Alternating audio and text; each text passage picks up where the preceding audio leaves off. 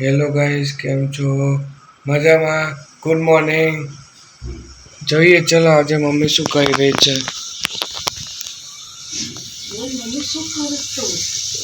શું કરે મમ્મી તું? આ જો ને, જય શ્રી કૃષ્ણ. જય શ્રી કૃષ્ણ.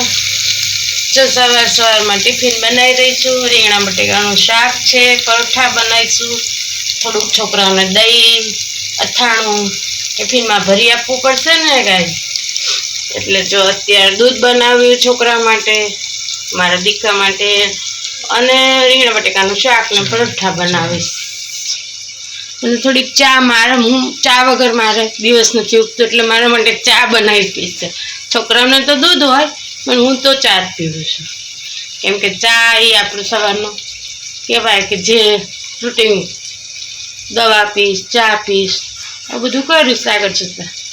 ચલો, જય શ્રી કૃષ્ણ. બાય.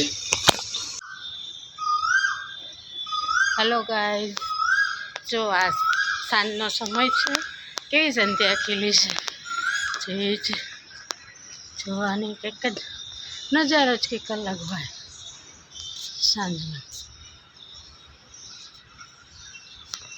જેમ કે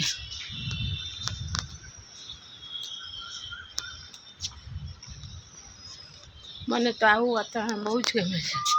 અમને પણ કેવું લાગતું હશે?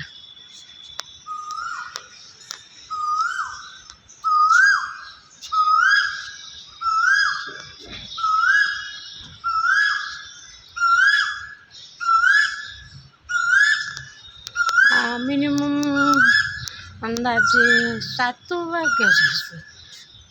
બહુ રાઈટ ટાઈમ મેં જોયો નથી, પણ 7 વાગ્યા, 7 વાગ્યાનો સમય. એટલું મસ્તનું વાતાવરણ છે.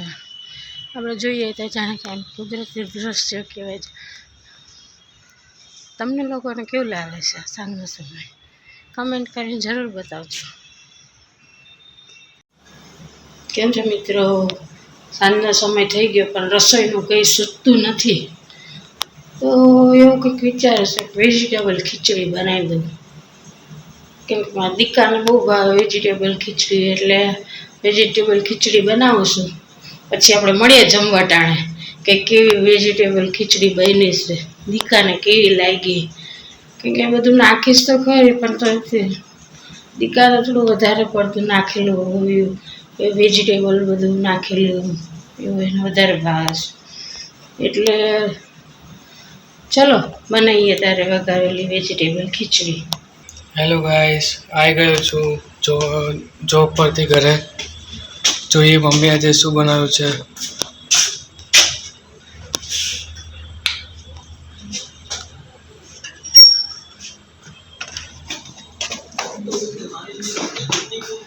ખાઈ ગયો છું. શું બનાવ્યું મમ્મી જમવામાં? આજે ખીચડી બનાવી છે, વેજીટેબલ હાર્દિક. ઓ સરસ. ચલો બીજું શું બનાવ્યું જોડે સાથે? પાપડ તળ્યા છે, છાશ છે. બરાબર, ચલો ચલો જલ્દી બેસી જઈએ જમવા. ઓકે, જો રેડી છે, આવી ગયું છે બધું. થાળી રેડી છે, ચલો જમીને પછી મળીએ. ચલો ગાઈસ, સવારનું શાક સમારાઈ ગયું છે, પથારી થઈ ગઈ છે. હવે સુઈ જઈએ. ગુડ નાઇટ, કાલે મળીએ.